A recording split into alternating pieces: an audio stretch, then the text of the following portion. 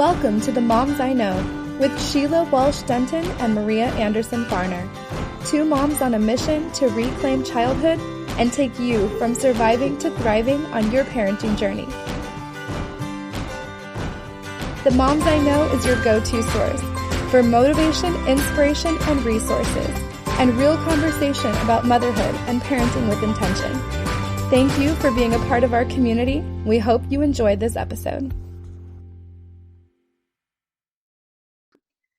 The oak fought the wind and was broken. The willow bent when it must and survived. Robert Jordan. Hi, this is Sheila. And this is Maria. And we want to welcome you to The Moms I Know.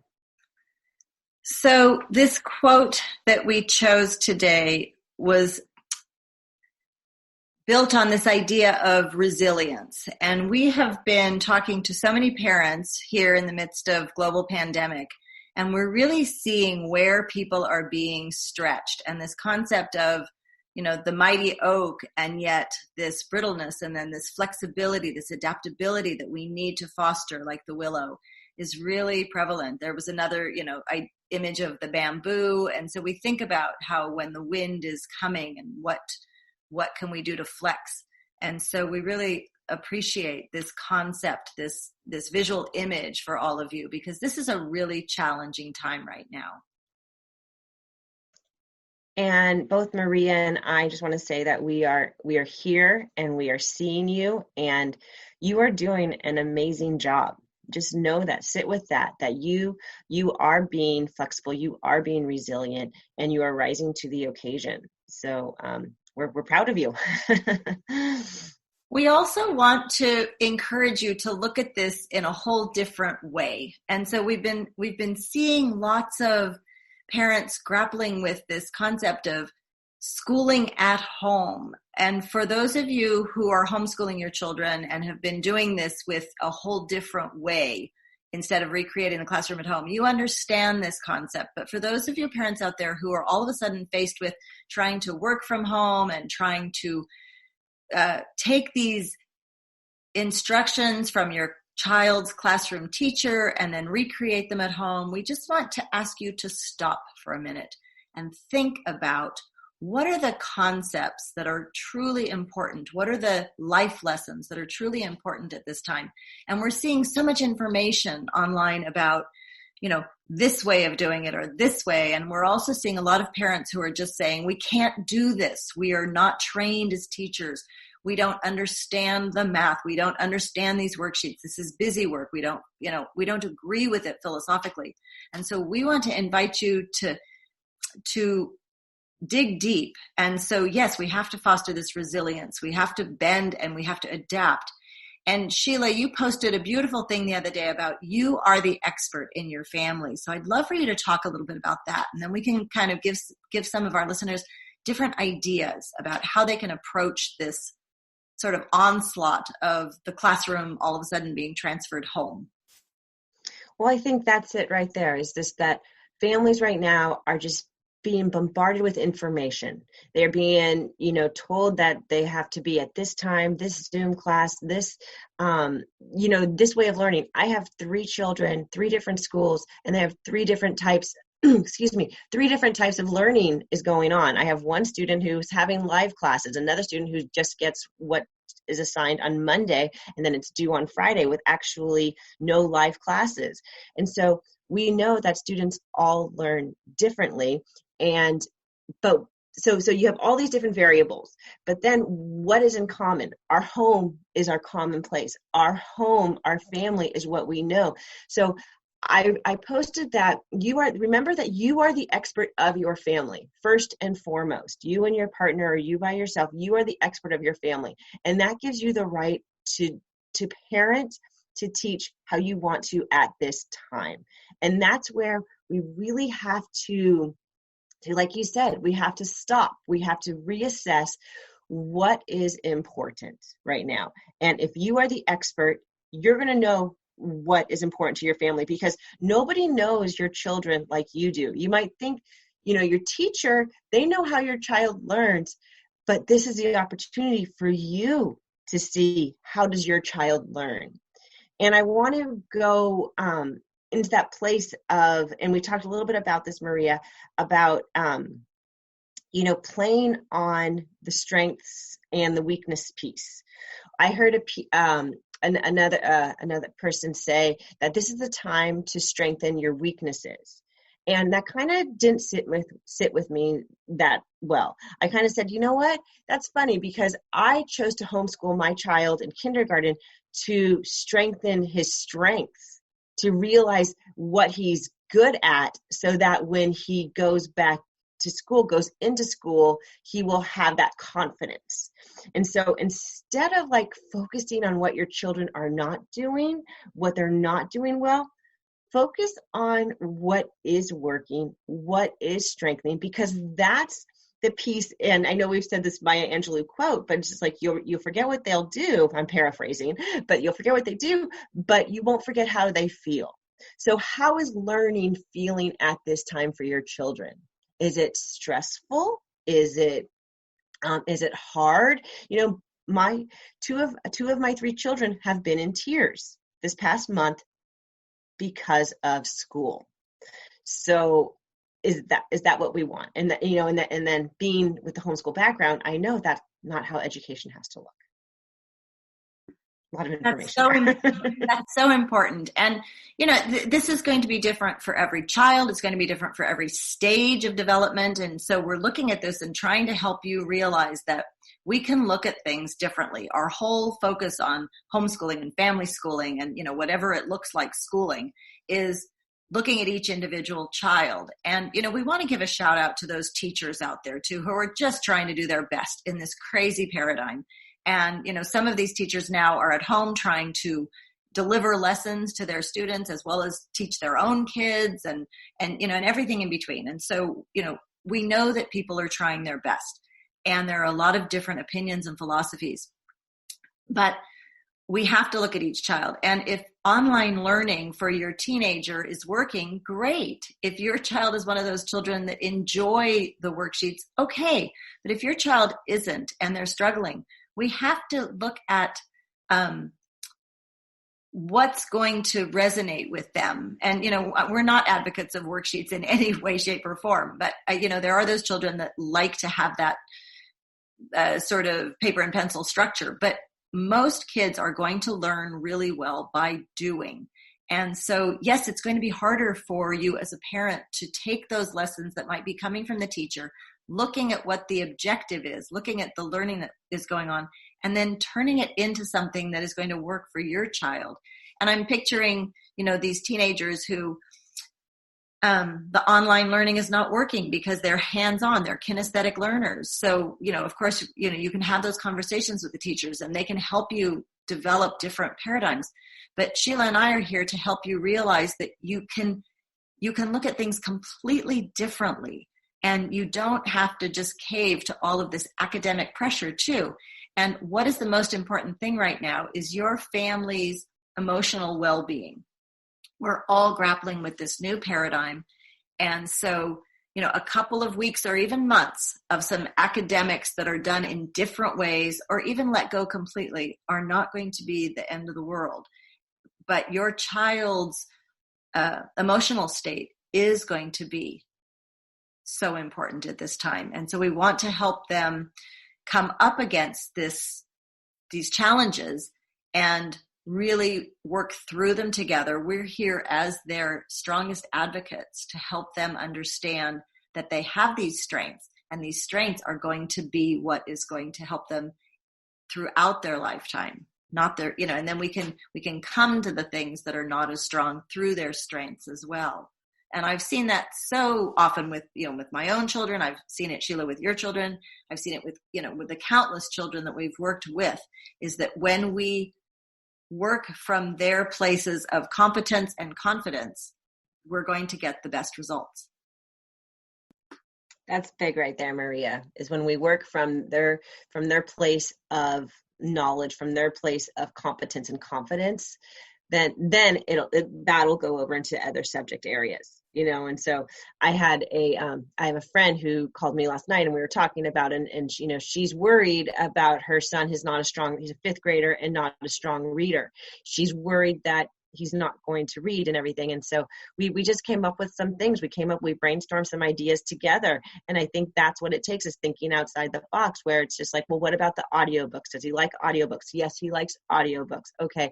And so we're getting the love of the language and everything. And then, that can go into, you can use movies sometimes and watch a movie and then, or read the book and then say you get the movie afterwards. There's ways to bring in literature. And then I said, and then what you do is you do a Venn diagram, and then the Venn diagram, the compare and contrast. Well, that's a springboard for an essay or for, a paragraph, if that's what we want to do, but it looks different than something handed down to get done, to get finished. Like, enjoy the learning, right? Isn't that why we chose to homeschool, is to enjoy the learning?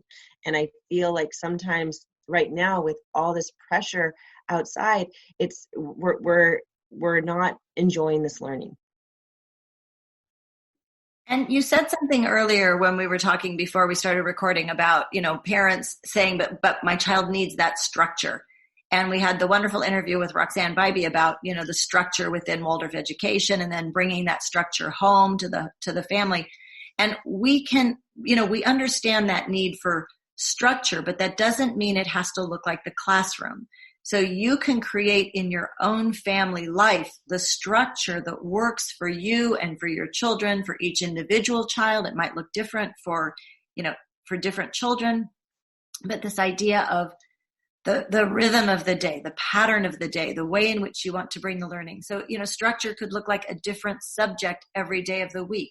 Structure could look like, a little bit of focused time after breakfast, and then an outdoor time, and then a more focused time with maybe some different math games, and then a more unstructured time where you go on a hike or a bike ride or something like that. And so, and for those of you that don't have access to outdoors, it's going to look a little bit different, like, more focused activity, and then maybe a dance party or a jumping on the beds party. And so this idea of structure, yes, while I believe that children need rhythm and routine, I don't believe that they need worksheets and busy work. And also sometimes, when children are used to in the classroom being told kind of what they're going to be doing in a lot of classrooms. There are also some open-ended classrooms where children have choices and there's workstations and things like that. But so many children are used to being told what to do, and it takes a little bit of time for them to, we call it deschool, or, kind of decompress, where they need to realize that their learning can be their own and that their time can be their own. And so when children are given that time and space, and we've done, talking about that as well, then they can come from their own imagination, their own creativity, and they can fill that time. I mean, children by nature are creative beings, and they're usually not bored unless they have been so heavily overstructured that they don't know how to fill their own time. So this is an opportunity. We always say, the boredom is the mother of creativity, that they need that time and space. And it can get uncomfortable in this transition, but we want to help you realize that you can create a loose structure that doesn't look so much like the classroom. And you can also question the assignments that are coming from the school system. And you can say, does this serve my child in this moment? Yeah, I think you need to look at, that, like, what are the objectives here? What are the learning objectives? With my friend having a fifth grade student, I told her, I said, let it go, surrender. The stress that I'm hearing from you, that he's going through and that you're under, because she's still working, that's too much. And I told her about deschooling, of usually, if somebody leaves the classroom, you go into deschooling. And so it's really, however, okay, so we have that fifth grader, but then I look at, if you have a high school junior, if you have a high school student, the stakes are a little bit higher, but it's still, you have to still look at the learning objectives, what's going on, because, we're in California, and like the University of California has said, we're going to pass fail for senior year grades. So they are paying attention. They are adapting. They've also, the College Board has said that SATs for junior year, it's not going to be a requirement. All right. So we're having these people saying that it's not going to have the teeth, that objective, that's not there anymore. So what is that open space for? So I'm trying to tell my daughter, who is a sophomore, she's been having a really hard time with online learning. And so how I helped her succeed was I said, let's talk to your teachers. Because like you said, the teachers, they want to help, but a lot of them, they're maybe not be as tech savvy. They don't know how to help. They don't know how to do it. So we set up the appointments, and I sat in with her. I let her talk, and I kind of was trying not to be seen, and basically trying to encourage her to advocate for herself. And with one teacher, I needed to step in and just say, this is what's going on. With the second teacher that she was having this issue with, she was able to advocate for herself and, communicate what it is she was not understanding. And so it's, we need to use this as well, listen and what I heard and what I took away from this part was that the teachers are so willing to help. The teachers, you teach not for the money, as we know. You teach because you love to teach. You love children. And so it just it affirmed why I love teachers so much, is hearing these two teachers. But it also affirmed just that we're in this together. And I really feel like listening to I have a senior as well. My son's senior teachers, what they're telling their students right now has brought tears to my eyes, because they are so supportive of their students. So I think I think there is a little bit more pressure in the high school area because of what's next, but there's still space there, and so that space and time, there's still space there. With elementary years, there's lots more space. And so just know that there's a lot of space. And remember, like I said, you are the expert. Those are such beautiful lessons too, when you are encouraging your high schoolers to advocate for themselves. I mean, those are life skills. And so, we've had this paradigm happening in our society where, the universities, the institutes of higher learning have been commenting that parents have been micromanaging too much and that these young people are coming in. So here's this incredible opportunity for us to help our children, our teenagers, learn these life skills, stand up for themselves, explain when something is working or not working. And so, in that realm, I think we have a wonderful opportunity to really strengthen their strengths and to help them understand how they can work through these things. And then, like you said, at the, the middle school and the elementary school levels, and for sure the preschoolers. I mean, I actually saw one preschool family talking about, the worksheets from the preschool. And it's like, oh my goodness, we can just relax here. And this is a time of global awakening about what are the things that matter the most. And, Sheila, you and I have always said our families, our children, we have to look at things. And if we can create a whole new paradigm for the way we raise our children, we can create that different world. So here is this opportunity to just sort of say, whoa, wait a minute. This is what my child needs. And I know how to either handle this or seek the help that I need. And so again, it's a learning curve for all of us. And it is hard to all of a sudden be grappling with all of these different things that are coming at us. And, I'm hearing from so many families where the parents are just at their wits' end trying to figure this all out. And then we also have all of the families with kids with special needs. And so, we don't have all the answers, but we do know that we can help you find these answers from within and also from without. And that by working together, we can create a paradigm that is going to honor each individual child. And so that they, their needs are met, so that they're seen, heard, and appreciated for who they are.